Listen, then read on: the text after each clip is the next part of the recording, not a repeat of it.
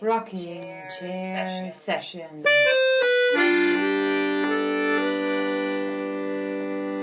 With Elisa Di Battista and Maria Teresa Barber.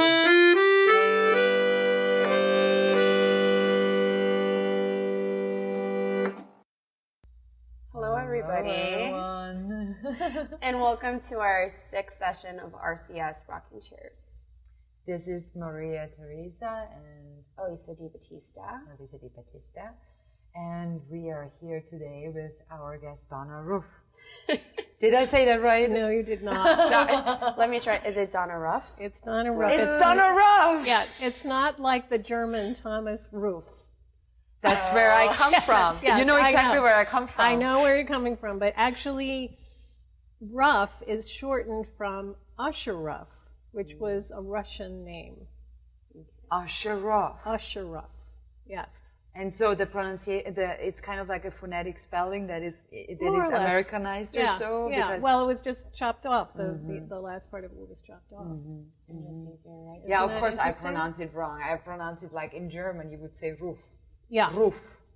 That's how you would say it. that's right. Well, I'm curious, knowing since your name has a history, like you said, it's Russian and then it was chopped. Is your background slightly Russian as well? No, that's just like the Jewish diaspora. Oh. You know, my grandparents were from Poland or Russia or Lithuania or who knows, because the borders kept moving. And changing. And so, yeah, I mean, that's my paternal grandfather. On my mother's side also, it was, they're now Kleins, but it used to be something else. And I wish I knew more about that, but, you know, all those guys are gone except for my dad, and my dad can talk about being in the Army for like hours on end. Really? Yes, but he doesn't know that much about his ancestry. But he was in the army here, in the American army? Yeah. He was in the big one, as he calls it, World War II. He was in World War II? Yeah, he's 94. Oh, that's awesome. You still have him around. Yeah, so you have this direct connection to history. Wow. Yeah. Oh, Yeah. Beautiful. And that's all I have to do is ask him. It's amazing how much he remembers about those days. Where was he? He was in the Philippines. In the Philippines? Yeah. And he was actually a guard at a jail for prisoners of war. And I didn't think we would be talking about I this. mean, you This is never so know funny. what comes out. Yeah, right. So there was this spy named Tokyo Rose. She was a Japanese, like a propagandist, and she was in the jail. But as he tells me, he was not her jailer, but she was in the jail, Tokyo Rose. Oh my goodness, such a lovely name though. But it's just this connection to history, which I do feel connects to your work. Oh, yeah. Yeah. And I'm curious if you select the subject matter of your work specifically to any certain theme, or how is it that you connect with the subjects that you select for your artwork? Well, so I'll give you a little backstory. Oh, please do. Because I went to graduate school quite late. I had a whole nother career as an illustrator. And I used to do children's books, among other things. So I was kind of used to thinking sequentially and thinking almost cinematically, because when you do a picture book, you're really thinking about, like, you know, the establishing shot and like close-ups and this and that. And so, and doing that in graphic design for so many years, I got to a point where it was changing so much because of the computer. And You were hand drawing still. oh yeah. I was doing it with my style was kind of like a soft realism with colored pencil and pastel and airbrush, which is probably one of the reasons my lungs are so screwed up now. Is that really toxic, well, the airbrush? I wasn't thinking about it at all. Or safety, and then you're in the process of making your I used to use cobalt blue inks, you know, and I'd be airbrushing a big sky, you know, and later on blowing blue ink out of my nose, you know. I mean, yeah, it was not not good health-wise. But that's getting off the subject. So I wanted to go to art school because I never really put myself into that. I was a single mom. As an illustrator, I could work at home. I could make my hours, and be there for my kid, and was supporting myself and doing really well, actually. And so it worked for me for many, many years, and I loved it. But I got to a point where I didn't love it anymore. Oh. And I really wanted to be a serious artist, air quotes. Yeah, And so I went to Vermont Studio Center. Oh, exciting. And did a residency there. And I met an artist named Lauren Ewing. And she is, or was, a professor at Rutgers. And I was living in Connecticut at the time. And she suggested that I apply there, even though I was like 50 years old. And so I did. And I got in, I think because of her. And or your amazing work. Your work. Well, my work I don't think was amazing at that time. I didn't know what I was doing. I really didn't. And Rutgers was a very conceptual school. That's so exciting. So I, as an illustrator, they knew that was my background. And one of my professors said, don't tell anybody that you were an illustrator. There's Because snooty sometimes. Such It's a like, stigma. Because back then, this is like in 1998, illustration and commercial art was really frowned upon in the art world. Now there's so much work that's illustrative, and it's really a joke. I could have really it's sort of over, totally. But I didn't. I completely turned my back on figuration. I completely turned my back on any kind of representational work. And the other thing that happened, I'm going to get back around to what we were talking about. My mother was diagnosed with brain cancer in like the winter of 1998. And so she died right before I went to grad school. And she was, from the time she was diagnosed until she died, was 6 months. She lost the ability to speak. The first thing that we noticed was her handwriting got very weird, very small. It changed. Yeah. And so all this to say, like, when I went to grad school and I was at this conceptual school and and I was thinking, well, what do I want to make work about? And I was really processing the death of my mother, which is a big deal when you lose your mother. And she was only 72. So I was thinking about language and the origins of language and reading a lot about it. And I was introduced to all of this 70s French feminists like Hélène Cixous and, they probably won't come into my brain right now. But we get the gist, like we get the feeling. You got it. And Juliet Kristeva, who I'm sure you guys have read. I have not read. Grad school. Have you read her? In grad school. Must. Yes. Yeah. And so thinking about language as phallocentric or, being a feminist from way back in the day, I wanted to explore the idea of language, where it originated in the body, and how it could be expressed in writing in a way that avoided the phallocentric nature of writing, which is what, I was kind of like all reading about at that time. And so I came up with this language that I made from making Rorschach blots, and I made a whole bunch of them, and then I kind of just made these very large panels with, the Rorschach blot, that after I made it with folding the paper, then I transferred that to a linoleum block print. And then I just had a whole bunch of them. You'd made Like your own different Yeah. Rorschach Yes. alphabet. Yeah, I was making my own alphabet. And I thought of it as a language of gesture. This was sort of the conceit that I put on this, because really looking back on it, like, okay, that's a bit of a stretch, but at that time, you know, it seemed like that's where I was going. And the Rorschach thing really had so much to do with my mother looking at brain scans and thinking about, you know, what's going on in the brain and interpretations of things. So that's where I got started with language. That was also the sequential nature of the books that come, and also the graphic design. So for my thesis show, I had this very large arc-shaped thing. It was, I think it was 8 feet high by about, I want to say almost 20 feet wide. So it was Oh like my a presence. God. It Yeah. was Well, it was, and it was Gampi paper, which is kind of like skin. It's beautiful.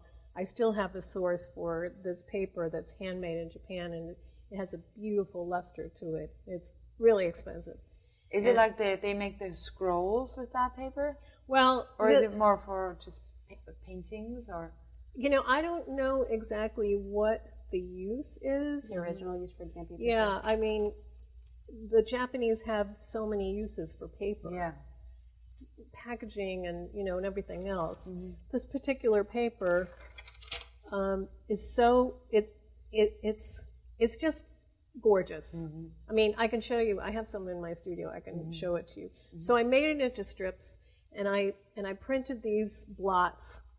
And so there was an arc-shaped thing. So on the inside were all of these strips with the blocks, and on the outside were just strips that were plain, that didn't have writing on them.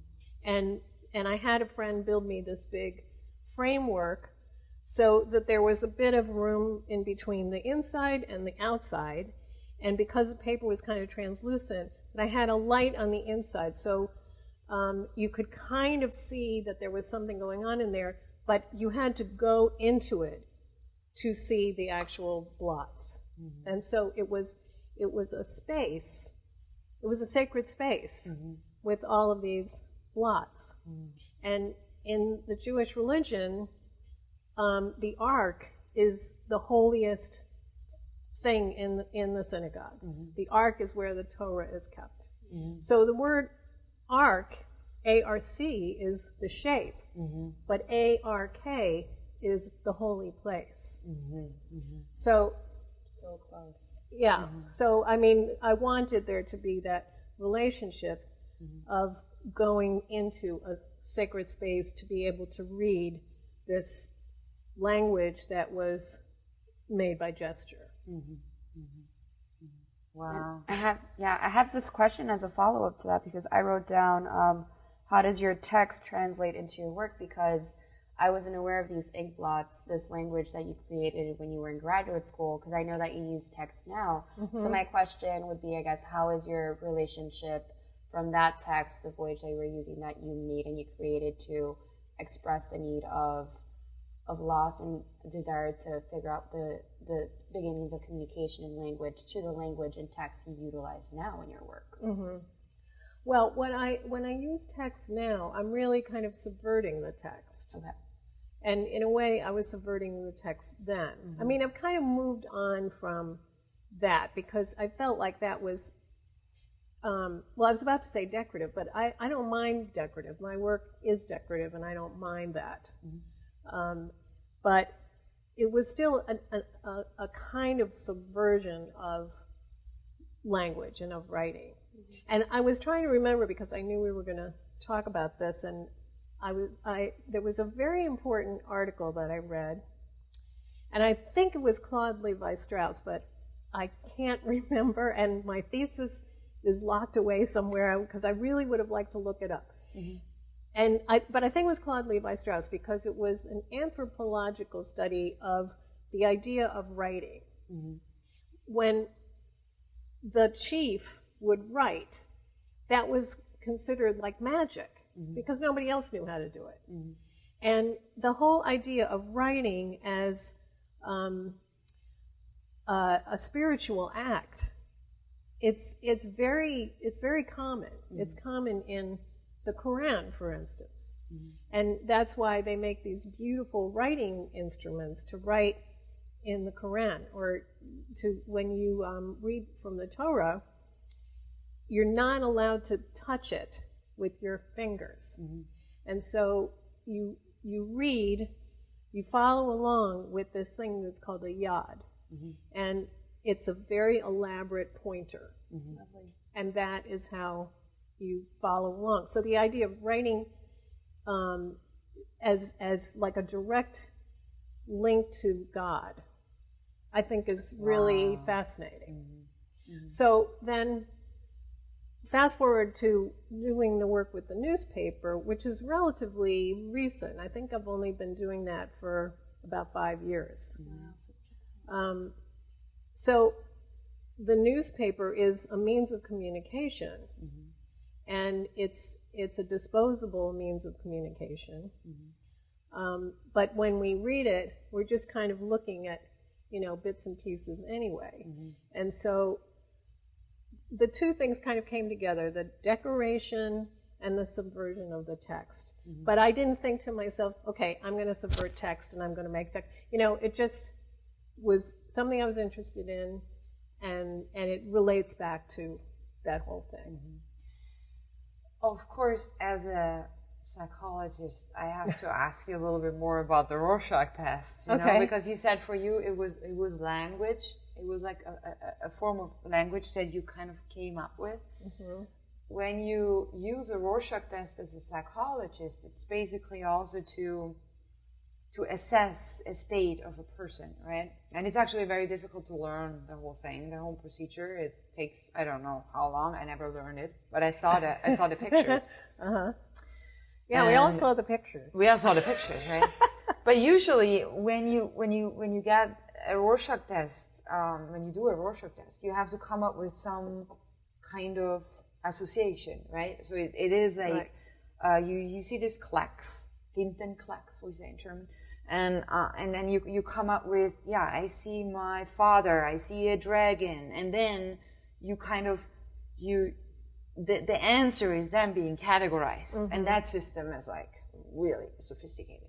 Is that something that you also try to do, kind of like to translate your Klecks, your shape, like your Rorschach test into something that you saw something in it? Well, that you could translate? Yeah, but not so much back then. When I was making them, I was just really doing blots. I don't know if you know Bruce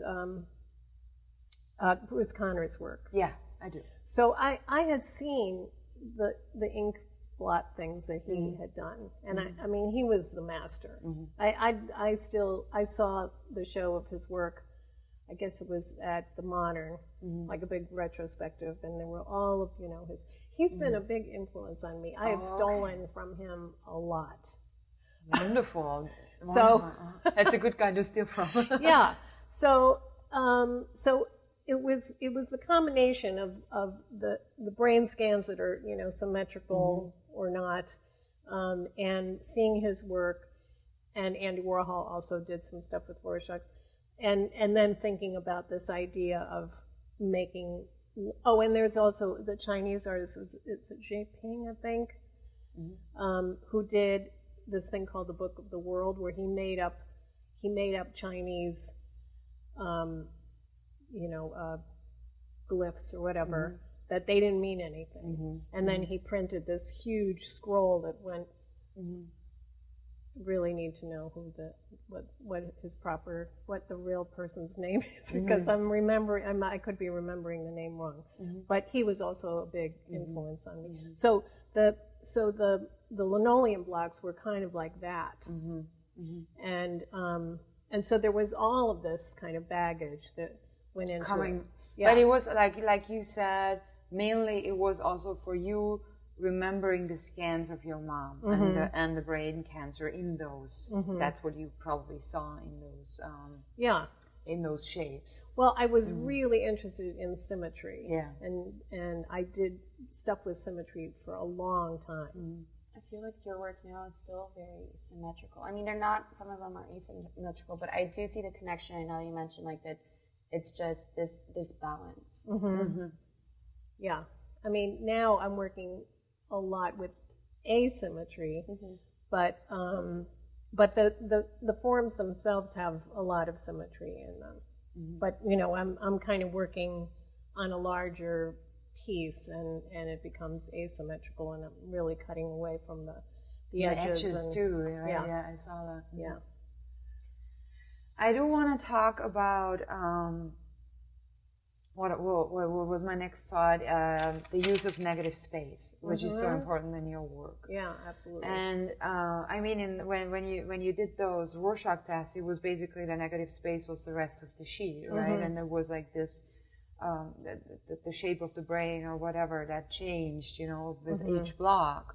And now you're using negative space very controlled. Right. So the level of control was getting higher from the point where you were still like letting the ink do what it does when you fold it, right?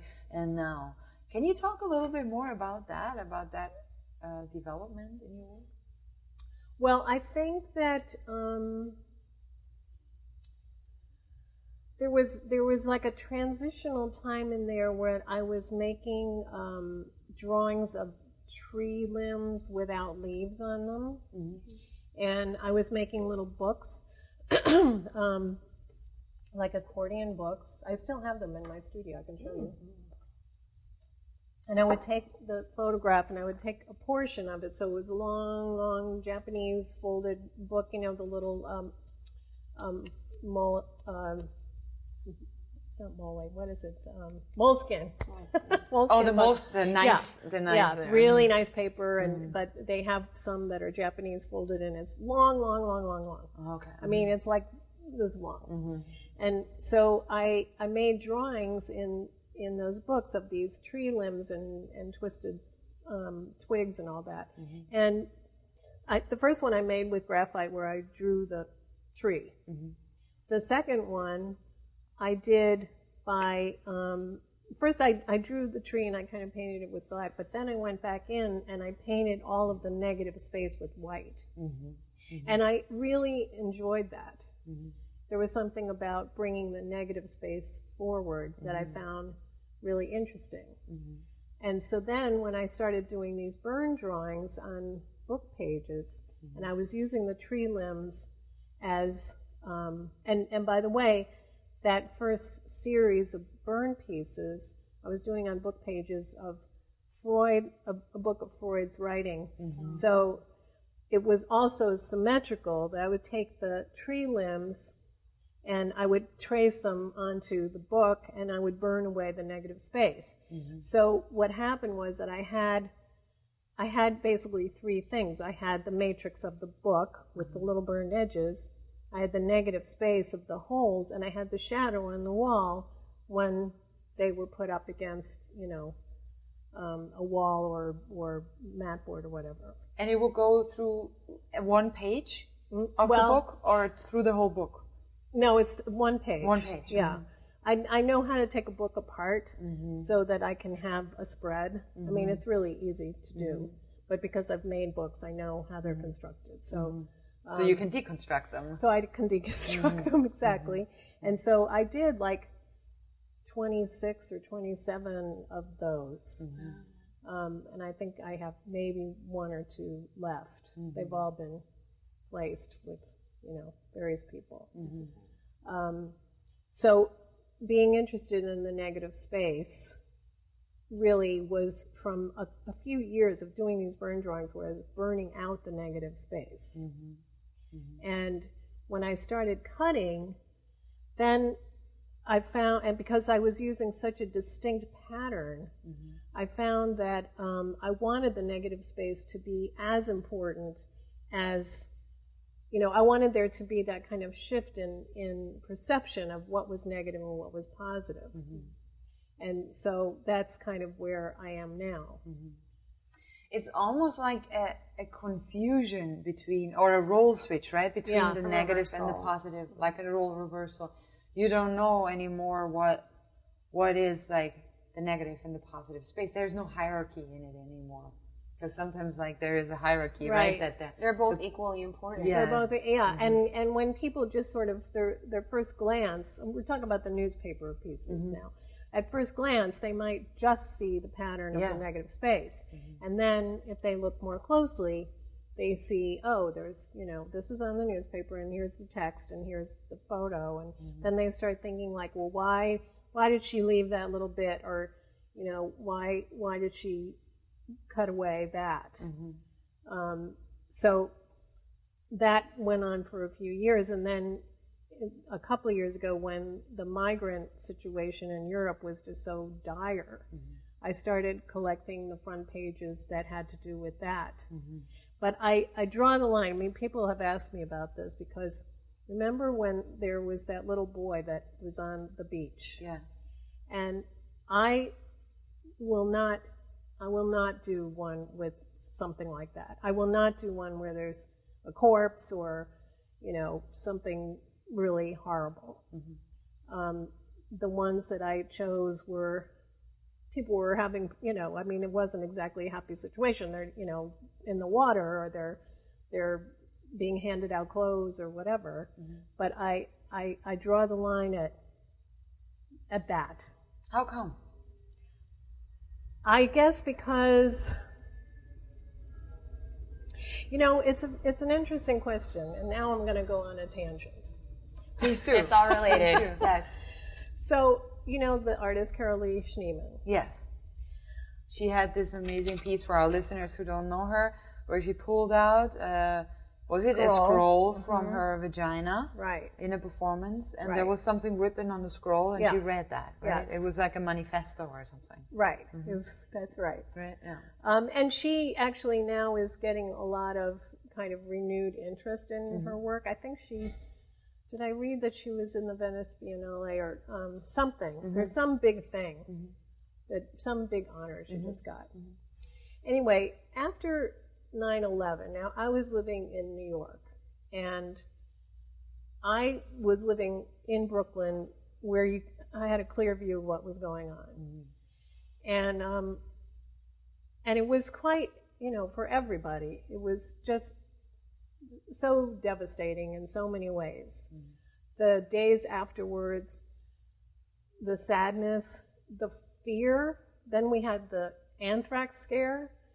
I remember I was meeting my son.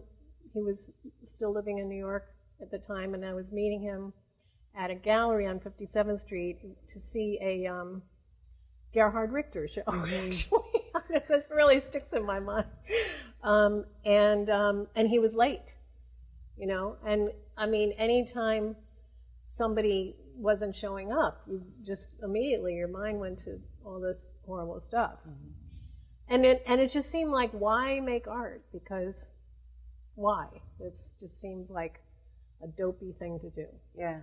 Under these circumstances that were so existential, where it was like life and death, and everyone was so traumatized. Why make anything, right? Exactly, yeah. So, it sort of took a while to kind of get back into, and to make art, to kind of process it. Okay, so I was at a College Art Association convention, I guess maybe it was the following year. And Carolee Schneemann was presenting her work, her recent work. And she, first of all, she has a cat, and she had all of these pictures of her cat. So, I mean, really? She was showing pictures of her cat at the lecture? Yes, she was. But she also was showing art that she had done, work that she had done, where she had taken the photographs of people having jumped off of the building. Oh, now, you couldn't see them. They were kind of like shadowy. But I just thought, that's wrong. That is wrong. Now, that's me. Obviously, for her, she felt that was fair game. So this is just something that, I guess I just draw the line at aesthetically it might be entirely hypocritical because I have done front pages where there's been explosions and all that sort of thing. But when it becomes personal like that, I just can't, I don't want to do it. Yeah. First of all, I don't want to look at a picture of a dead boy that was horrible, because I have to work on those things for Hours and hours. Hours and hours. They take me about a week to do. So I don't want to look at that. But when Carolee Schneeman showed that work, it was like a total judgment. I was like, you felt it. You felt yes, that's not. I felt it went over the line. But anything's fair game in art. So this is just a personal thing on my part. But it also affects like your decisions, like you say, when you do select certain newspaper articles. You select that this is not the line I want to cross. Like for example, all the images of the children in Syria. Like you will not obviously do that image, and it's your right as an artist because that's not necessarily what you want to address. Yeah. This removal of these pieces is interesting to me. Because I want to know, do you use them? Is it like you're removing history? Are you removing the language from the newspaper articles? How is it that you perceive that?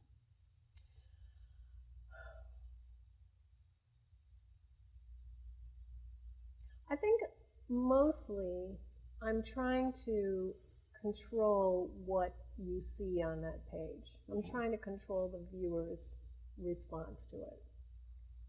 I'm inserting authorship in there. Through the removal.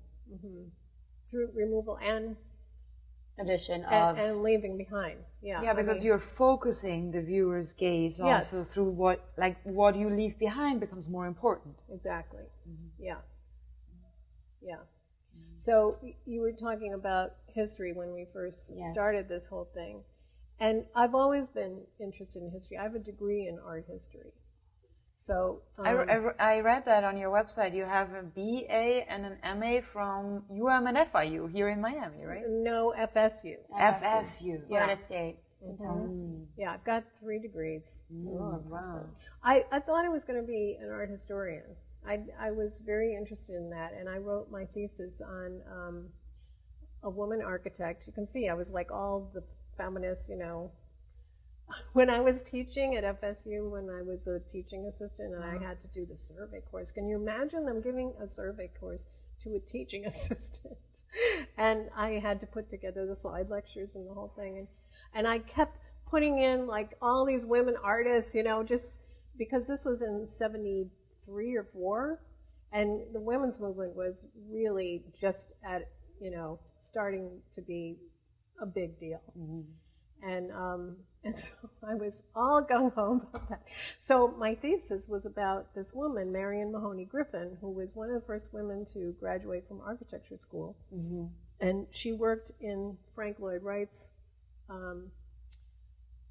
his early office in Oak Park, Illinois. Now, my family's from Chicago, and I don't know if I still have it on my website, but my grandparents had this scrap paper company in Chicago. Did. I read up on that. Yeah, that was very interesting to me. Yeah. So the connection to paper started very early. Yeah, because I used to go down there and see these big bales of paper and everything shredded and everything, and my parents were always giving me paper to draw, and my mother said that's why I became an artist.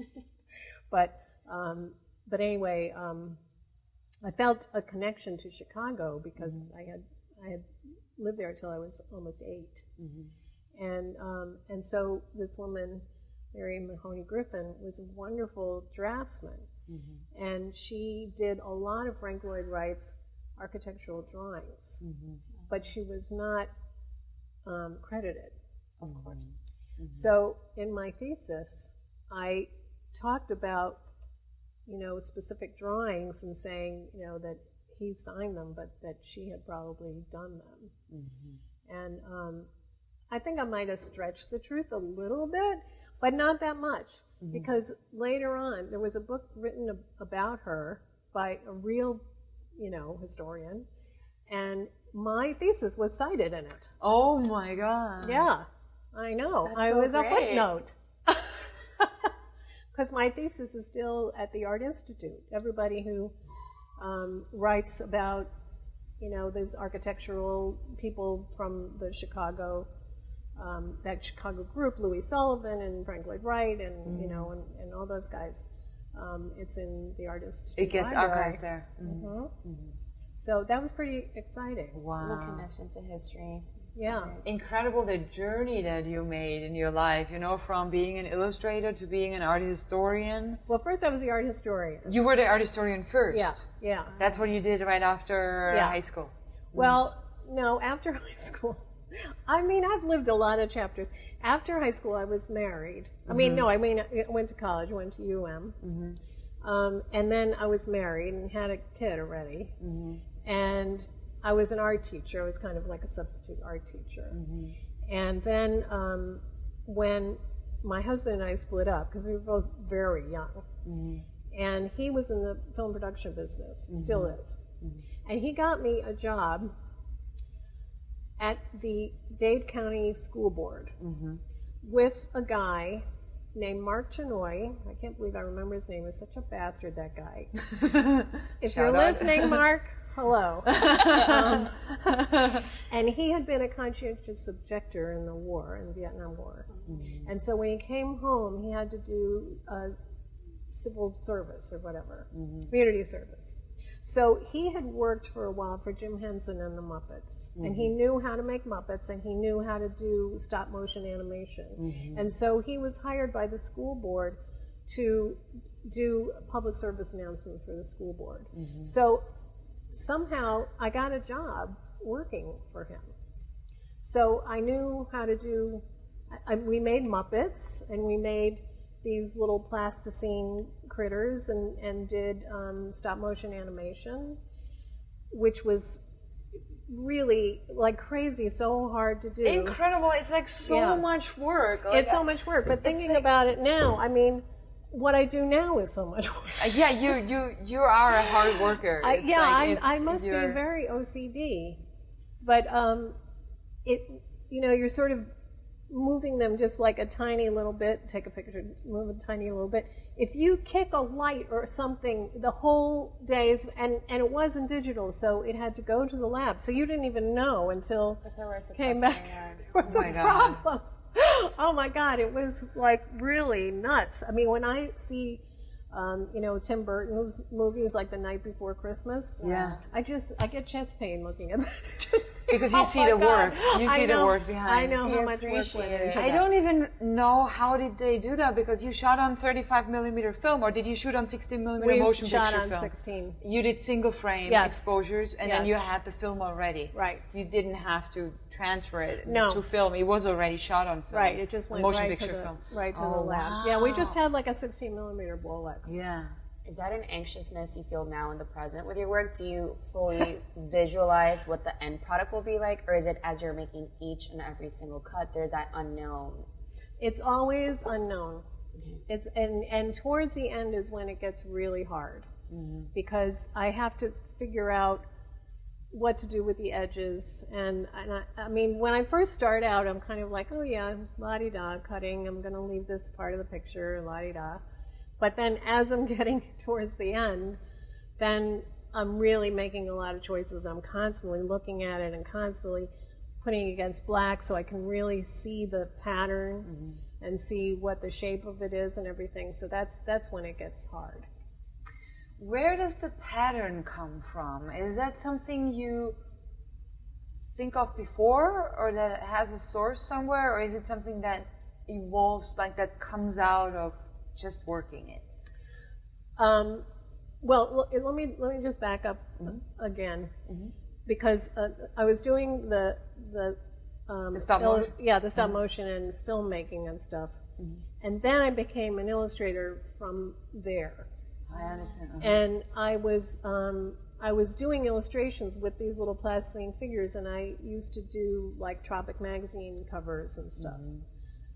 So I was an illustrator here for a few years, and then I decided I wanted to move to New York. And I was an illustrator in New York, and that was hard because I knew really basically very few people in New York, and I had to go around and try to actually get work. Wow. You can't do that anymore. I mean, it doesn't happen.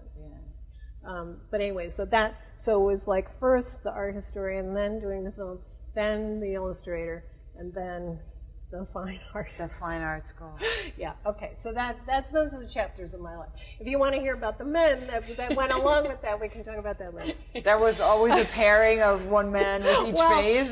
Yeah, actually, the last really like serious relationship I had, he saw me in the transition from being an illustrator and making lots of money, and and kind of like I'm always home, to being a fine artist, and all of a sudden I'm talking to him about language being phallocentric and sex being an act of violence against women. I mean, that was not good for the relationship. What a I feel like transformation! grad school Grad school is is really hard on relationships. Grad school is so hard. It's like if you survive grad school and you're in a relationship, like that's gonna last forever. Even the people who get together in grad school don't have very good odds. I know. Right? Oh, the people that I knew from grad school, I mean, they went back and forth between maybe they were with women, they were men, went back with women. It was just really a crazy time. It really takes you apart and puts you together in a different way. That's what grad school does. In a way. I was very naive about that. Anyway, so in answer to your question about the patterns, so I have a program, I have software that builds patterns that are like tiled, and you can vary it a bit, but you always sort of end up with rosettes and stars. So I got a little tired of that, and then I started making my own patterns in Illustrator, but they're never as precise as the ones that the program makes. So I do both. Is that the patterns that come out of the program, are those usually used for mosaics, or is that? Yeah, they're it was developed by a professor in Canada, and people use it to do like architectural details, and he's very generous with it. He just says, if you're going to use it for any kind of commercial purpose, please pay me $25. That was it. So once I found that program, and I first started cutting the patterns from handmade paper, so I had a whole bunch of stuff that I did with that. And then one day I decided to use the newspaper, because I was sitting there sort of staring at this pile of newspapers, because I've been getting the New York Times for, I don't know how long, at least 45 years. Wow. Print version, every day, no matter where I lived. Miami, Connecticut, New York, Santa Fe, always got it.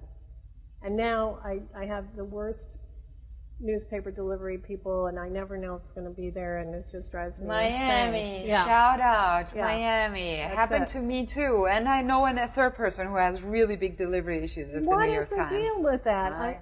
I don't think they deliver it themselves. There is they deliver it with the other people. With the Herald. The Herald. Yeah. And so I think probably the communication doesn't work so well, or they just seem to quit after 2 weeks. They do, right? Yeah. So, I had the same issues. So calling them and anyway, They are very nice. Like the New York Times people are very nice.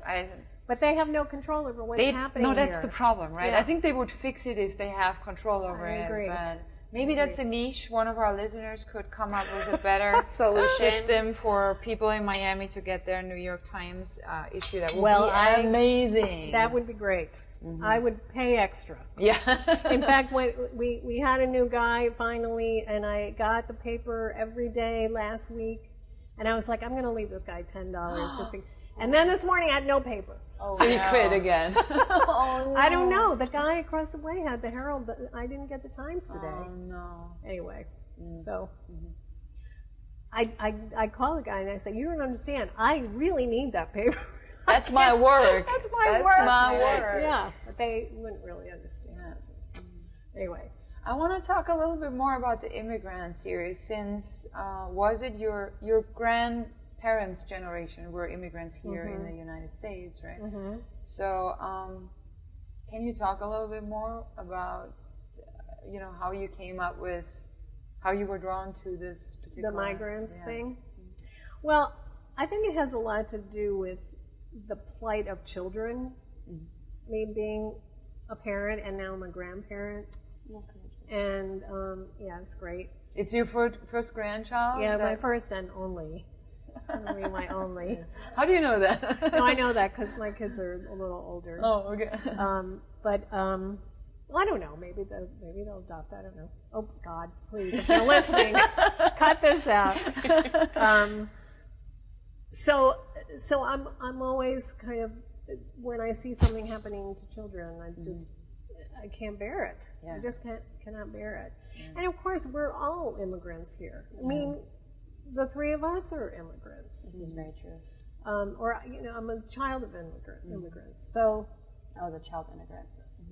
You're second generation. Right? No, I wasn't born here, but I immigrated here as a child. Oh, okay. Yeah, I mean, my heart goes out to these people. So growing up in Miami, I mean, I moved here when I was 8 years old. From Chicago, you moved to Miami. And in '59, I was in junior high school. And so around '59, '60 is when the Cubans started coming, and everything changed. Everything changed. You can't imagine what Miami was like before the Cubans. It was, South Beach was a sleepy ghost town with old people sitting out on the porches. Lincoln Road, was just, before, it wasn't even a mall at that time. It just, everything changed. And a lot of cute guys. A lot of cute guys. So that was nice. Nice to look at. It was nice to look at and, kind of have, things going on. And so it's all about, the diversity of Miami. Cultural enrichment. It's such a special place. I have to say, I lived in San Francisco before I moved here, but that's really what makes Miami, the cultural diversity and all those histories of the people that live here together. Like we're sitting here in this studio in the Big House Art Complex. In the Big House Art Complex. Shout out. And we are a woman born in Panama with a Mexican mother. With a Mexican mother who came to Miami as a child. Yes. And as a political refugee as well. Yeah. So, and then we have an Austrian woman born and bred in Austria with generation of Austrians before me who decided to come to the United States and who actually had a grandmother who was born in 1912, who was invited as a kid to go with her, I think, step aunt or something, to immigrate with further relatives. Really? Because they were so poor at that time in Austria. And she said, no, I'm not going to do it. I'm not going to leave my mother. And 2 generations later, I'm ending up being immigrating. You're kind of living that narrative. That possibility, yes. And then we have you as a first generation. Well, I'm really second. Second generation. Yeah. And from Poland all over Eastern European. And that is Miami everyday life, I feel. And that is that makes all those conversations here so rich and so special, especially when we are talking about this theme of immigration. That is, I mean, I've been touched by it because Austria is just also so in the middle of it, and especially when that truck was found on the highway, and there was this truck was full of immigrants who were smuggled over the border and then left there to die in this truck.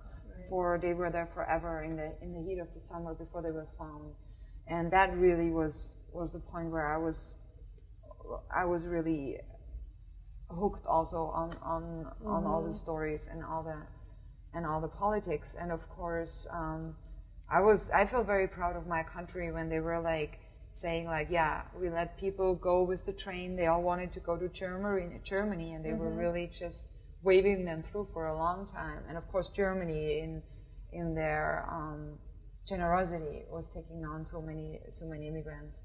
It's ironic, isn't it? Yeah. I'll tell you, I am very ashamed of us, of Americans. When I see the Canadians who have welcomed Syrians. I mean, you know, not they can't have every Syrian family, but they have managed on a private basis, you know, that they have groups of people that support the families when they come. And then look at us, and with all of the resources that we have in this country. Yeah. You know, that's not to say that there aren't people in this country that are suffering because they've lost their jobs. But those immigrants aren't going to take their jobs. It's not a cause and effect kind of thing. Yeah. And it's just a humanitarian issue. In terms of art making, you mentioned I don't know if it's necessarily hopelessness or why even make it in terms of creating artwork after such a tragic and basically life-changing event as it was as 9/11, or these atrocities that continue to happen overseas. I feel that in the artwork that you make, at least with the newspaper articles, when you do portray and cut out from these images and these articles, I feel that it's not useless to make artwork. I feel that you're shining a light, even though it's not so in your face, for people to somehow enter it in an aesthetically pleasing way, not necessarily just decorative, so that they don't feel threatened, and they can somehow be, oh, well, this is happening, and have an awareness to it, and be connected to a world history that is happening right now. Well, thank you for saying that, because sometimes I worry that I'm somehow profiting from other people's misfortune, but I don't look at it that way. I look at it as news. I'm in a show actually that's opening June 1st. Oh, please tell us where. Well, it's at this place called the Flag Foundation, which is in Chelsea, and the Flag Foundation is basically this one collector, Glenn Furman's collection, and they have a gallery as well, and they kind of put on shows that sort of combine the collection with other artists' work. So they had an open call for this show, which is called Times, and it's all artists who work with the New York Times. Wow. So I had to apply like everybody else because they didn't know me. And happily, my show in New York was up at the time, so the curators could go over there and see the work. Anyway, I see that there's like a zillion artists in the show.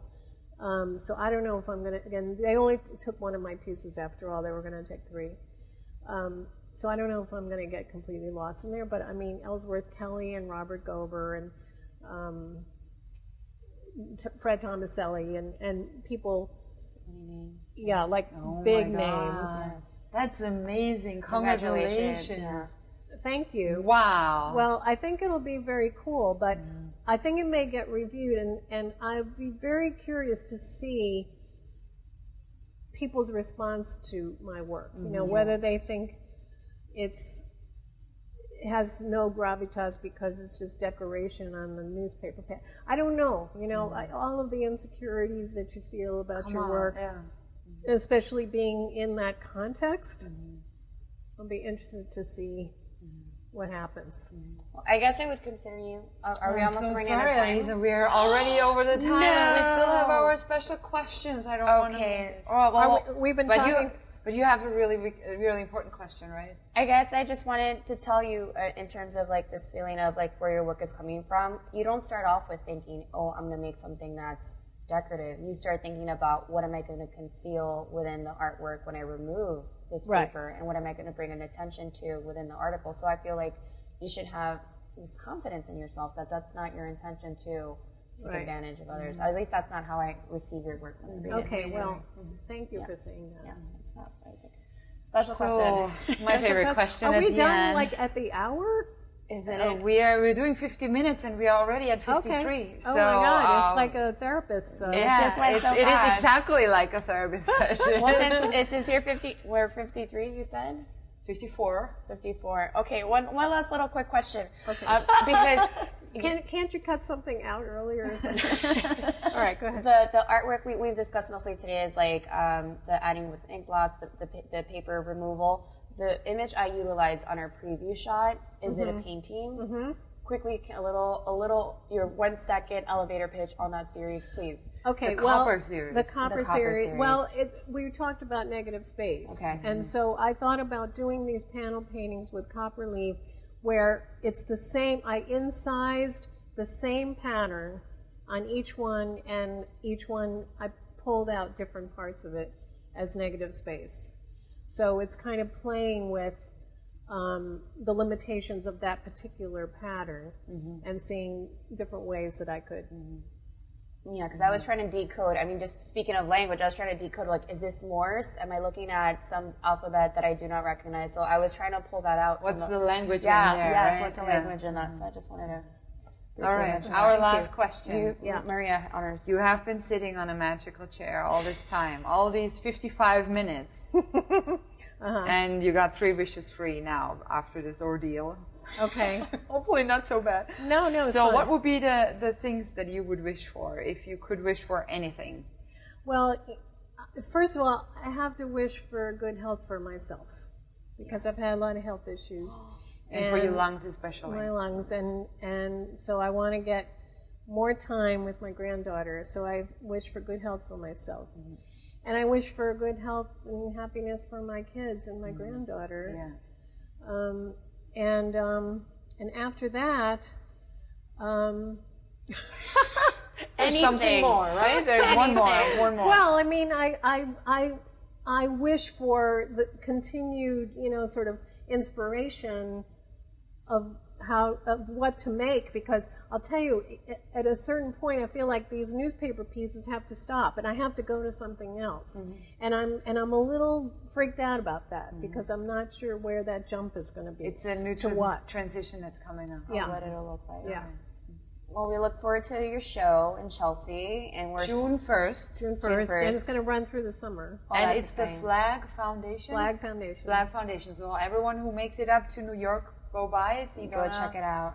Ruff's show. Yes, did you I said say it it right? right. You Yes, did. yes. It's going to be an awesome show. Oh, gonna be wonderful. Yeah. Yeah.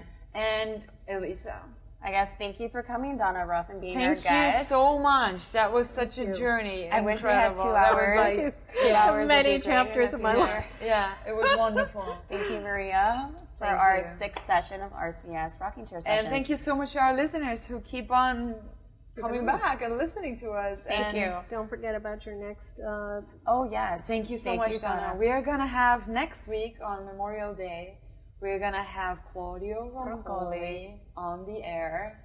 I will be And translating for him. It's going to be our first Spanish, English, Spanglish session because we're in Miami. Yes. And we're multicultural and we And love why it. not?